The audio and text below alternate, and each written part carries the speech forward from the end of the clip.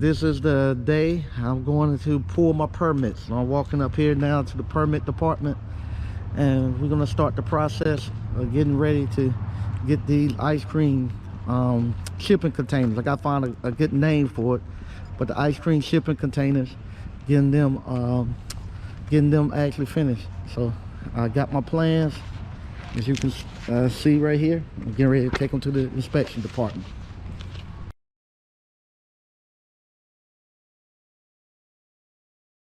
I'm out here at my site where the shipping container is still here.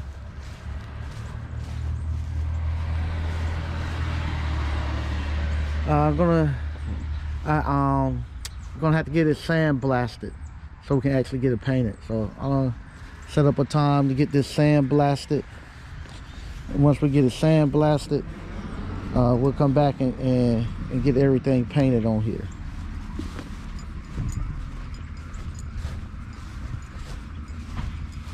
But what I have to do, I gotta talk to my neighbors.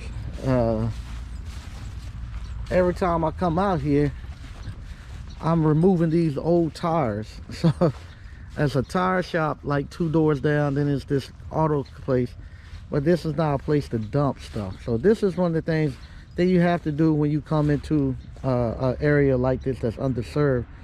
You got to get out and meet your neighbors and stuff and talk to them, and just let them know, hey, even if it's them, I can't accuse them quite yet. I'm gonna put a camera up so I can actually catch the person who's doing it. But I'll talk to them and say, just get to know them, and then let them know, say, hey, who keep dumping tires out here on our stuff? But you gotta let the community know that this is something that you're trying to change. And we gotta come here. I gotta pick the trash up again. But this is one of the things you do when you're making a change in a community that had so many years of being underserved. Is training the community to actually appreciate what you're bringing out here too. But we're gonna get it. We're gonna get it. All right, so moving along. Okay, we went to the inspection department, submitted our initial plans. They gave us some feedback of things they want us to change, and things that we have to do in order to get through the approval process. This right here, if you looking, this is the actual the finished product of what you're going to see with the shipping container. This is how it's going to look once I finish it on the outside. But the actual planning department, they want to actually us to add trees and stuff. They got me adding a bunch of trees, shrubs, and all that stuff to the actual plan. So they just don't want the container sitting out there. Right now, it's a totally empty lot as you see it. They want me to actually make it look nice. I kind of pushed back a little bit on it at first, but now that I've had a chance to actually look at it a little bit more and see what they actually are, I kind of force my hand to say, okay, you can do a little bit better than just setting a container out there and putting some gravel. So I'll show you what they actually now have somewhat forced me into doing. What they forced me into doing is actually right here. This is how the site is going to look now once we're completed. Right here, this is where the actual shipping container is going to go, and I have an actual patio right here for where people can sit at and actually eat ice cream. Also, I got right here, I got bicycle parking, which is kind of crazy. I'm thinking, oh, I'm in the hood, but I'm gonna have bicycle parking. So eventually, this is where it's gonna come to eventually. So it's funny. I told you all how I used to sit down with my old business partner Abdul and Ron and them. They'll go into the hood and buy property, and I was sitting and actually look at these plans with them. And with these plans, theirs would go a lot more in detail. They will actually have people sitting down. They actually have what it would look like from the street and have people sitting down. And I go there and I'll be like, where are all the black people at? And I would ask them that because I know they were buying the properties in the hood. But when they render the plans and we be sitting in our store looking at them, they be showing them to me. I used to always ask them that every time, where the black people at? Where they at? Where they gonna be at? Well, they can be there too, Mike. That's what they would tell me. But once they got finished, unfortunately, they were never there. They got moved out. Well, this is somewhat the same I'm doing now. Jesus Christ, look how time changes. So now here go my new site, the way it's going to be. So right here, these right here are actually shrubs. So they're making me actually put all these shrubs right here. And if we look right here on the actual shrubs, they give us an actual a name of the shrubs. I think this is they say we gotta have 11 ALRs. So if I come down here to the actual plant schedule and I'll look right here, ALR, it'll tell me the type of shrub it is that I need to plant. A Little Richard Abella, I think that's what it is. And when I plant it, they want it when I plant it to be at least 24 inches. And then from there, once it comes and to mature, it'll mature to be about 3 feet. So it'll get about 3 feet high. But they want me to have that right there, making it look nice. So I gotta have those plants there. Right here, I got it on the plans to give them what they want, but I'm gonna actually talk to them more about it. This one right here, if we look, it's a QV4 or QVO right there. But let's go take a look at it on the plant schedule. This is it right here. QVO. I got two of them. I got one right here and I got one right here. I don't mind the one right here. The one right here, I don't mind. But this one right here, I kind of mind because it's right here, right in front of my ice cream parlor. With that being right there in front of my ice cream parlor, this one is actually going to get to be 40 to 80 feet. When I plant it, it got to be a minimum of 6 feet. So I got to have it, when I plant and I buy one, it got to be a minimum of 6 feet high. But when it matures, it's going to be 40 to 80 feet. And this right here, it's a canopy. It's more of a canopy. So it provides like cover and shade and stuff. But I don't like it being right there kind of blocking my building because you saw how my actual building is going to look. I'm going to actually use that building as my advertising. And I don't necessarily want that big tree right there because if I had a tree right there, this right here is the main road, Cocky Road. It's the main road coming through here. That's where I got about 10,000 cars coming every day. And if they coming from this way, that tree right there is blocking my building. I want them to see it right there. I want people who's coming down here on Henna Street. When they stop, I want everybody to see it. I don't want that tree blocking it. So I'm gonna submit the plans to them, but I'm gonna fight that all the way. I'm gonna fight it all the way because I don't want that blocking it. These right here, actual other shrubs, I don't mind because what that I do. No, because it's an actual shipping container, it's not a foundation. It kind of hides the actual foundation. Here's the actual sidewalk that's already there on Cocky Road. So right here you see it. It says sidewalk. So I'm just gonna tie my sidewalk right in here. So that'll be good. They'll be able to walk here to the concrete pad, get their ice cream. From there, I got these trees right here. These trees I don't mind. These trees right here are what we call what's the name of them? Eastern redbuds, I think. Yeah, Eastern redbuds. They Eastern redbuds. They have during the springtime. They have a pretty like purplish pinkish color. So I like those. They get pretty big too. They get about 20 to 30 feet. But having those around the perimeter. Right here is the actual trash dumpster right here. So that kind of cover up the dumpster from the people that not have actual lattice around here also. So they won't be able to see it. And it's actual apartment complex right over here. So they won't be able to see the dumpster and stuff. And it'll make it look nice. It just ain't sitting there in the middle of the field. So it looks good. I think it looks real good. What we done. So I got to put all these plants and trees there. I now can say I really helped nature, and I'm putting all the plants and trees out here. Right here is where my ice machine is going to go.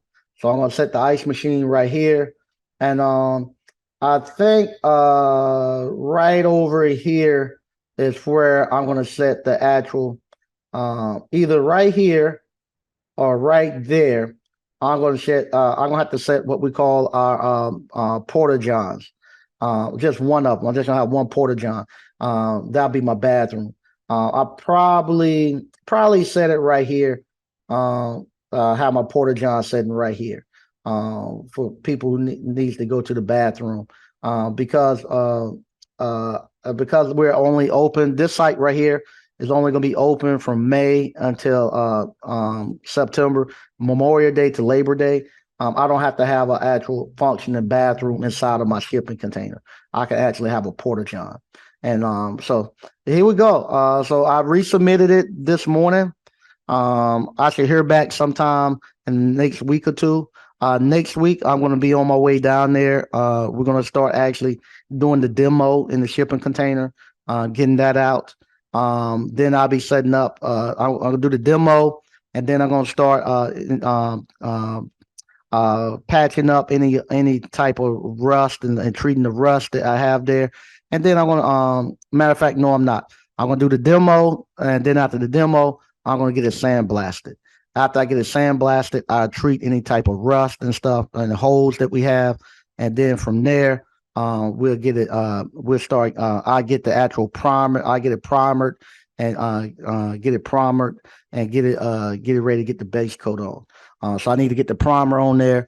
I'm not gonna actually. I probably won't shoot the base coat and stuff until we actually ready to set it out and paint it.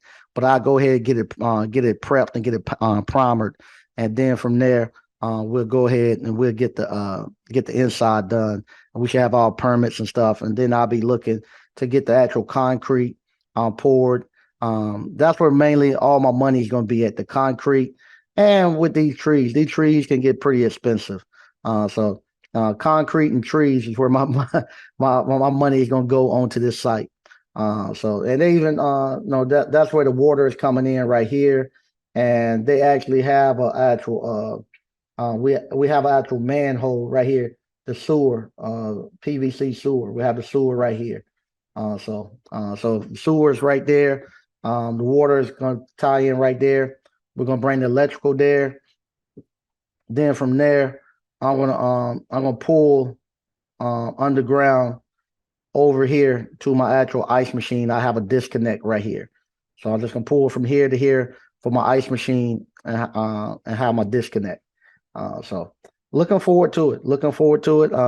And we're gonna get started on it beginning of the year in January. We're gonna be ready to open Memorial Day weekend.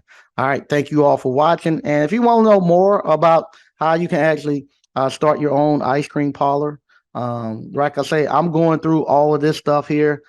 This stuff I'm actually having to pay engineers, pay civil engineers, architectural engineers for drawings and all that. So we got I've got all the drawings and everything that you need to go. That you will be able to take these plans. This is not $200 or $300. This is thousands of dollars that I have put into to getting this thing together. And not only just the site work, so you'll know how things need to be on the site plan, but also the thousands of dollars I paid to actually have the actual container constructed. So you can have all the plans that you can actually take to the inspection department. And this right here, this shipping container, you can get on for little or nothing. And I think it's going to be something that I'll be able to duplicate, try to do about one every year. And you can do the same thing. If you want to know how I'm able to do this, and I'm doing this all with my cash as we go, sign up, the link in the description for the Appliance Bootcamp. My appliance repair business paid for all of this stuff and allowed me to be able to do all of this. Also, if you want to know how to start an ice cream parlor business, if you got the money to do it and you want to if you would like to know how you actually can start your own ice cream parlor, if you got the money to do it.